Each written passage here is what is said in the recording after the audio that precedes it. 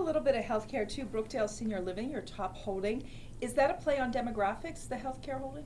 That's an element of it. Our firm has a long history of investing in senior housing real estate companies. Again, these aren't REITs, these are real estate operating companies.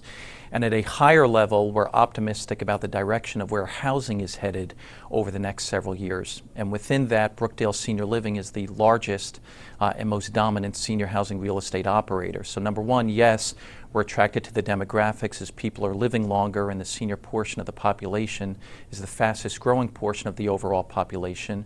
But also senior housing operators will benefit as the housing market improves over the next few years, as the elderly are able to sell their homes, take that cash, and apply to move into senior housing.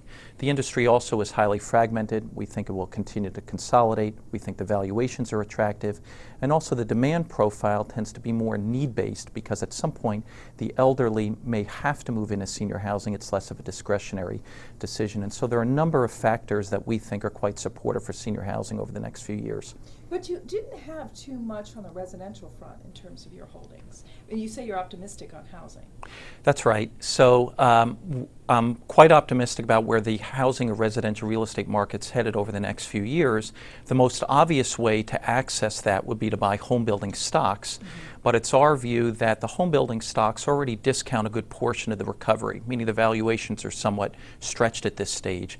And so we're looking to other categories of real estate that will benefit from an improvement of residential real estate in the next few years. One would be senior housing operators, perhaps building product companies and service companies that'll benefit not only from an improvement in home sales, but also as people spend more money on their homes, and also land development companies, those companies that own land at an attractive cost basis and are in a position to sell that land to the home builders.